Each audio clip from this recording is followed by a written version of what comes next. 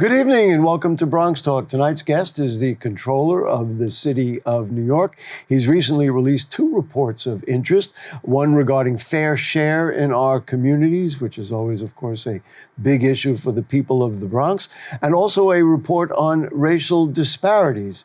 In addition, we have a virtual mountain of city budget items to discuss. Let's not waste time. Let's get right to it. And he's on Skype this evening, so let's welcome the Comptroller of the City of New York, the Honorable Brad Lander. Nice to have you with us, Mr. Comptroller.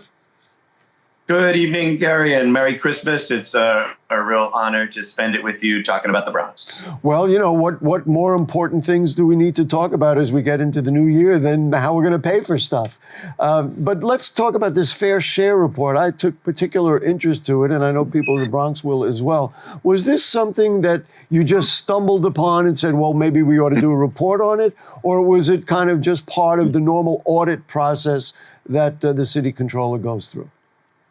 Honestly, this has been something I have been a little bit obsessed with since I became a city council member, more than a dozen years ago. In my first term in the council, I chaired the council's committee on public sightings, on the sightings of public facilities around the city, and found that there were these rules that were established in the 1989 city charter that are supposed to make sure that we site facilities fairly. And it won't come as any surprise to Bronx residents that we don't. But it's worth remembering we are capable of doing it. We have firehouses and public schools and police precincts that are spread out evenly throughout the city. So if we wanted to, we could also spread out waste transfer facilities or homeless shelters or parks also evenly. So we decided to do an audit of the city's compliance with those 1989 charter provisions. And it wasn't a surprise that there are some facilities that we really cite unfairly. And it wasn't a surprise that the Bronx bears the burden of some of that unfairness. But this report really details it. We've got some great maps up on the website and a set of very practical recommendations for what the city actually could do to make things better.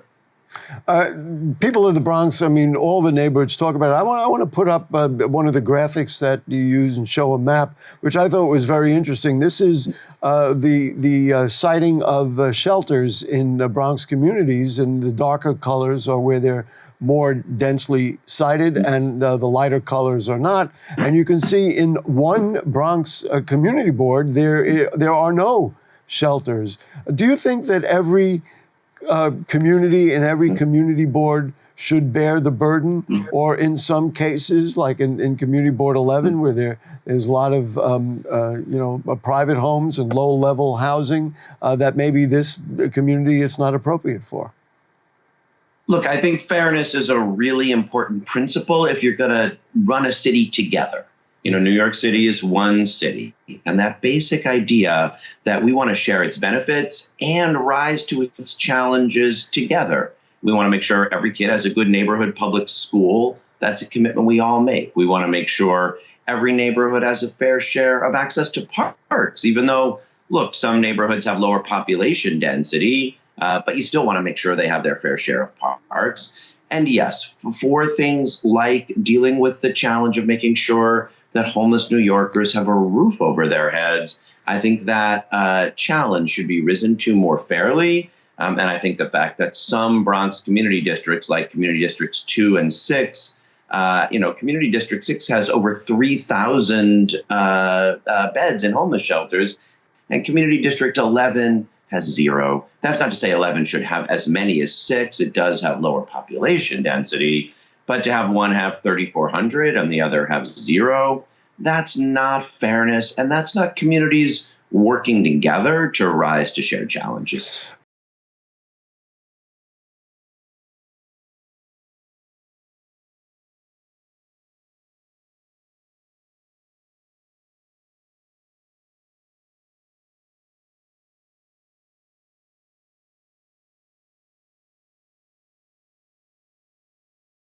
This kind of data, these kinds of information should be readily available so that, it can be discussed at literally every level of city government. I mean, all the way up to the mayor's office. But in addition to the city council members, to the community boards, to, local advocates, they should all be able to see where we are at. That to me was, aside from the specifics, that was quite disturbing. No, absolutely. That's exactly right. The rules of the 1989 Charter don't actually mandate fairness. They don't have a specific formula. What the rules mandate is that there'll be transparency, that the data is kept in a way where decision makers, but also the public and reporters can see it.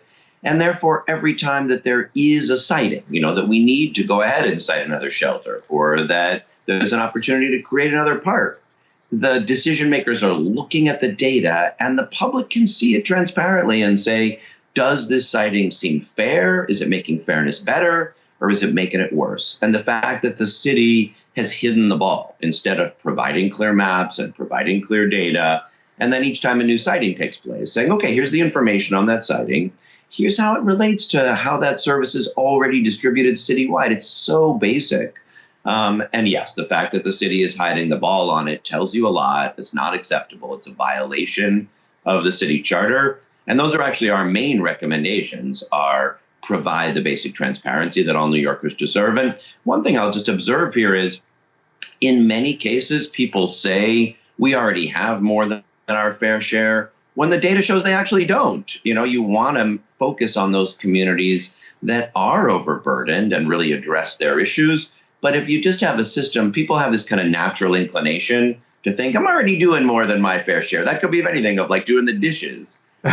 Keeping data, showing the numbers, providing it transparently just helps you see what's real. And you can then say to your kid, no, you don't do your fair share of the dishes. You got to pick up Tuesday night. And this is sort of a similar basic transparency. I want to show one other aspect of it, but I'm just curious regarding the data. Is this only with this administration, or has this been historically the way it's been? Yeah, this is long-standing. I have to say, the only administration that I have seen that really did a good job of transparency was the Mayor Dinkins administration. When these rules were passed in 1999, the Dinkins team was kind of part of the team that put them out there. And in those early years, they followed the rules. But I have to say, after that, the Giuliani, Bloomberg, de Blasio, they all let it go. They all did so the other map I want to show, and the people of the Bronx are going to go, duh. Like, what don't we already know? This is waste disposal facilities and the concentration of them. I don't mean to laugh, because it's so sad. It's so serious. Yeah. But they're obviously located down in the southernmost part of the Bronx. I don't know how you can convince other community boards that maybe they should share this burden, but this has been, of course, a very big issue for the people of the South Bronx. Absolutely. And of course, this shows up in asthma, in health data. It, literally limits people's life chances. There's 4 communities all throughout New York City that bear, actually 5, that bear a disproportionate burden.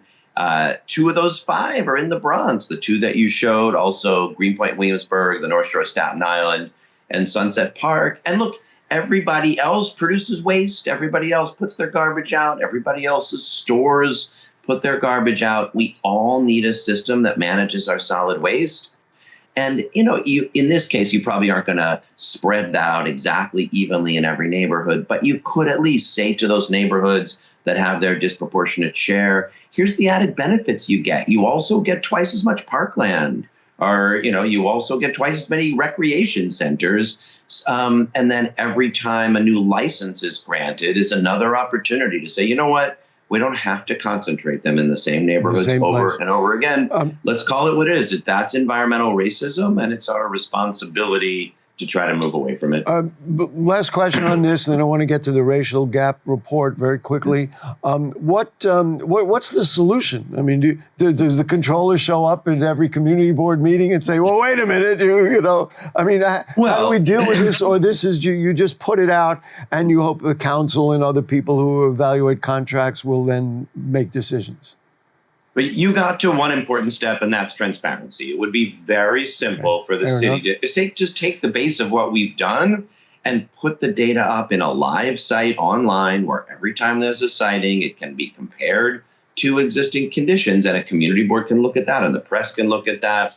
That won't solve every problem, but we're not even doing that right now. And that first step would at least allow a meaningful debate, make it harder for agencies to do unfair sightings. We do have recommendations of how you could add a few extra steps of process. If you want to cite something in a neighborhood that's already over-concentrated, it should have to go to the council for a vote.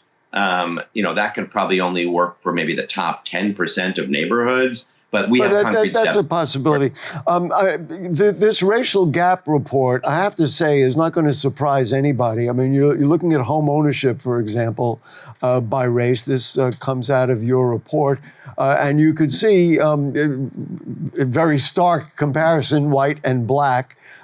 You can see that. I mean, we have a couple of the graphs. We can put them all up here. Just talk in general about what is just plainly obvious about their lack of financial and equity in the city of New York, and frankly, it's not only here. Absolutely. So we were asked to look at this by State Senator James Sanders, who was putting legislation forward to have a commission on reparations, legislation actually that Governor Hochul signed just earlier this week to take a deep dive and look at these questions. And he said, Comptroller, no one has really looked at the data in New York.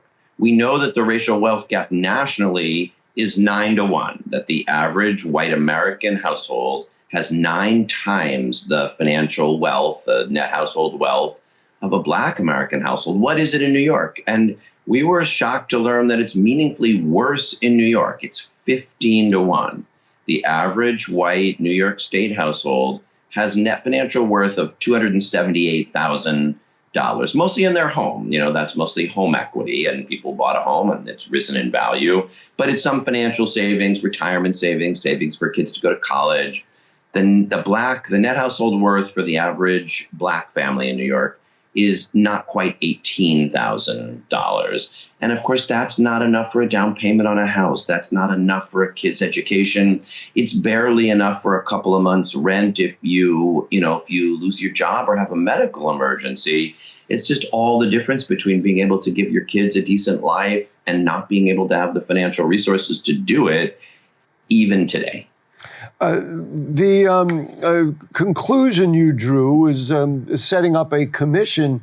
In 2021, we formed the Racial Justice Commission, and it was a charter revision commission tasked with examining and attacking structural racism. Do we need more than that, or was that like really the step that you say, well, that was good, let's put more energy and interest in it? Well, look, we need more practical policies. Homeownership is a great example. That's the way most households build some financial wealth. But in New York right now, it's almost impossible for a working class family to get access to homeownership, given how expensive things are. So one thing we recommend is restarting a program like the old Mitchell-Lama program that gave so many Bronx working class families access to homeownership at Co-op City or at Parkchester or at amalgamated houses. But we haven't done that now in more than a generation. We could start those programs again. We don't even need to make them necessarily race-based. If we created them for working class families, many Black and Latino families in the Bronx would benefit from them. And this is not just about evening the scales. The data shows that when you reduce inequality, everybody benefits because you get more business startup and you get more public safety. So reducing racial inequities will have benefits for all Bronx residents and all New Yorkers. Well, I have to just add a personal note. You're talking to somebody who lives in the state's first Mitchell-Lama, so I understand the value of Mitchell-Lama on a very personal level. Let's just move ahead now and let's talk about you decided to review emergency migrant contracts. Obviously, the city has a terrible problem with the number of migrants who are here. You reviewed 74 emergency contracts worth about $1.38 billion. What did you find, and then why did you decide to, on some level, for want of a better term, tie the mayor's hands? So the charter provides that, look, normally when you're buying a service or a good, you put it out to bid. So you get the most cost responsible bid. You're vetting the potential bidder. You're looking at their subcontractors. That's good for integrity. It's good for preventing corruption, and it's good for getting the best price. You can't always do that. Sometimes you're facing an emergency and you don't have time to go out to bid. And 20 months ago, in July of 2022, when asylum seekers first started arriving on those buses that Governor Abbott sent here, that was clearly unexpected, and we needed to move quickly. But now, 20 months later, it's still urgent, but we've had time to have more responsible contracting, to work with the Hotel Association, to put RFPs out for space, to get the best price. And so we wanted to say, we got to look at all we've spent so far, because in emergency procurement, you're not always getting the best price. When you're going to renew a year later, you got to make sure, okay, I don't want to keep overpaying for the emergency I was in a year ago. So that was the idea of that report. And we found a lot of ways that the city can do better to control costs and make sure we're working with good operators. This dialogue has been going on throughout the city. Among the many concepts that have been thrown out and said, well, let's take a different look, is to find not-for-profit providers instead of for-profit providers. They singled out that company DocGo as saying, well, wait a minute, this is costing us too much, and why are we going there? Do you believe that that is a general direction that contractors or people, and certainly the mayor, trying to work on this problem ought to go? Here's the mission I want providers to have. I want providers to have the mission of not just getting paid to provide shelter. Sure, if I've got a business and you tell me I can make money providing people shelter, then now I have a profit motive. That's what DocGo is doing. I want mission-driven providers whose goal is to help people apply for their TPS or their asylum application, get their work authorization, get workforce development, get jobs, and move out of shelter. And now I won't still be making money and getting paid every month, but that's the incentive we need people to have. And yes, I think in many cases, nonprofits who have the mission of helping people get on their feet would do that much better than a for-profit company whose goal is just to keep getting paid. The mayor rather famously said this migrant crisis could or would destroy the city. A lot of people took him to task for that. What's your vision about dealing with it? The IBO, their budget projections estimate a much lower cost for migrant services. Do you think we've spent too much, and you think we don't have the right plan? Just what's your vision on the whole specter, the financial specter of the migrant crisis in New York City? Absolutely. So look, immigrants don't destroy New York City. Immigrants make New York City, and they have from the very beginning. This is a city founded by Dutch refugees fleeing religious persecution, and then Irish and Italian and Jewish and Dominican and on and on. Now, look, you have to help people get on their feet. The federal government should be providing more resources for that. But the focus has to be on helping folks get their work authorizations and get jobs so they can move out of shelter. The city then doesn't have to pay as much money. And they're helping take care of our kids and provide home care and work in construction sites and restaurants and become the next generation of New Yorkers. And that's where more of our focus should be. The whole dialogue, it's kind of gotten out of control. And there was one, I forget which publication it was, but they made it very clear that the headline was that the mayor is scapegoating the migrant crisis for now saying we need to cut. I mean, everybody knows what's been in the newspapers: police, fire, composting, parks, which now are undergoing a very serious issue if, in fact, these cuts go through. Do you believe he's scapegoating the migrant crisis? Unfortunately, yes, I do think this is involved too much scapegoating. Our budget cuts have a lot. The budget challenges we face have a lot behind them. We gave an overdue raise to public sector workers who had, moved through the pandemic and deserved a raise, but that added $17 billion to the financial plan. We've got uniformed overtime. We've got Carter cases. We've got claims against the city, all of which have risen. We've got the challenge that federal pandemic aid ran out, and Washington should keep paying for things like 3K and Summer Rising and more for asylum seekers. And then, yes, the cost of providing shelter to asylum seekers is significant and is added to it, but it's only a modest portion of the challenge that we face. So you could talk about it, but don't make it seem like the primary or the sole reason. That risks pitting New Yorkers against each other. And there's just already too much anxiety flowing out there. Instead, let's say, here's how we're going to get long-term better management to control budget costs, and we don't have to cut our parks and our libraries and CUNY. It wouldn't be the first time that a controller and the mayor disagree about stuff. I mean, the controller's job, in essence, is to audit the city's finances, and but the mayor, speaking from his side, his point of view is, you know what, Brad Lander is not helping because it's going to slow us down. We've got a daily issue we've got to deal with, and every time we are slowed down trying to create do something positive, find shelter or provide services, this controller is in the way, and he should just kind of let us do what we got to do.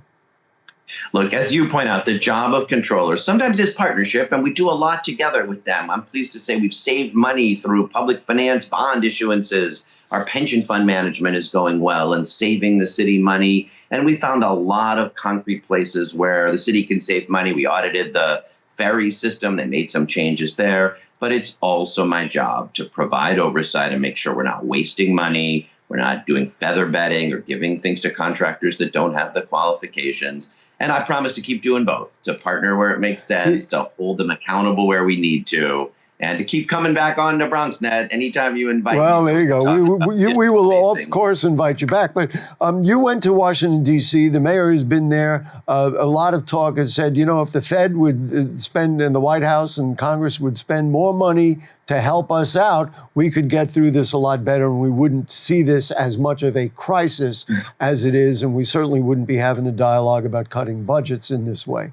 Did you do well in Washington? Look, we need more money from Washington for shelter and services, for a better refugee resettlement program to help people get case management and workforce development.